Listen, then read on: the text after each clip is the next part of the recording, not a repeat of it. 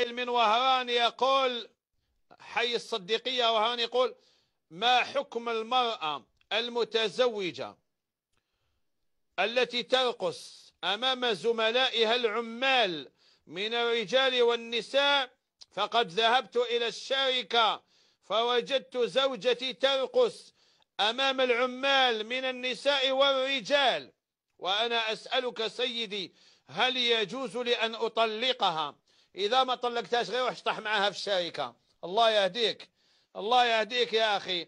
هذه تبعتها تخدم، رحت للشركة سبتها تشطح مع العمال، مع العمال. حسبنا الله ونعم الوكيل. ولا نطلقها؟ لا لا، جيبها تشطح لك في الدار. حسبنا الله ونعم الوكيل. يجوز لك أن تطلقها، نعم، وعليها أن تتقي الله. يا مرة خافي يا ربي. كيف يدير راجلك؟ جاني راجل ديك النهار، جاني للدار قال لي راني نقتل روحي، ولا نقتل المرأة، ولا نقتل المرأة وبعد نقتل روحي، قل لي واش ندير؟ راجل فحل يعني. قال لي أنا مرتي تخدم وعندي ثقة فيها. قال لي تنصرها في الخدمة.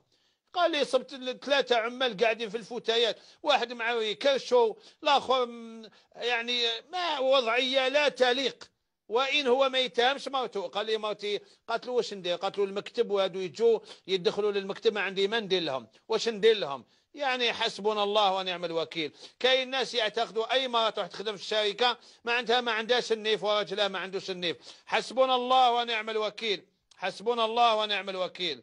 سائل من السيد الأخضر عين الدفلة يقول: ما حكم التحدث بالهاتف مع المرأة بعد العقد وقبل الدخول؟ إذا عقدت عليها فهي زوجتك، إذا عقدت عليها هي مرتك، يجوز لك أن تحدثها بما شئت. وإذا أمنت المكالمة يجوز أن تحدثها كما تشاء، بشرط أن تكون المكالمة مأمونة. إذا تأكد عندك بأن المكالمة غير مأمونة فلا تتحدث عنها ما تشاء. فهمت ولا ما فهمتش؟ يقول: رجل طلق زوجته قبل الدخول وأراد الرجوع إليها، هل يعيد خطبتها من جديد؟ نعم، يعيد خطبتها من جديد مع احتساب المهر الأول. لا تدفع مهر جديد، تعاود.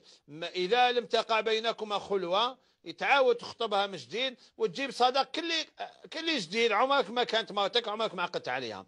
إذا طلقتها قبل الدخول ولم تقع بينكما خلوة.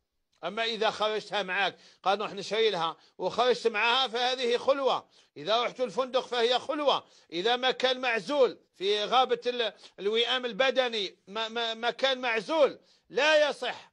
إذا رحت معها لهذه الأماكن مثلا هنايا أي وقعت الخلوة. إذا طلقتها لا يجوز أن تعود إليك حتى تنكح زوجا غيرك. أما إذا ما وقعتش الخلوة يجوز لك تعاود تخطبها من جديد، وإذا وافقت تتزوج بك، وما تبنيش على الصداق الأول، لازم صداق جديد. نعم. بالنسبة للجماعة اللي ساكنين في الأحياء القصديرية بعثوا لي طلبوا التوضيح. قال لك يا شيخ ما فهمناش الفتوى اللي قلتها باللي ما يجوش واحد ساكن في حي قصديري يبيع داره. طلبوا التوضيح. هاني نعاود نوضح. إنسان ساكن في حي قصديري ماهوش نتاعو، جابنا بسبب أزمة سكن، ولا هذاك السكن ماشي نتاعو، ما عنده لا عقد ولا ملكية ولا والو، ما يجوزلوش يبيعه، لقوله عليه الصلاة والسلام: لا تبع ما لا تملك.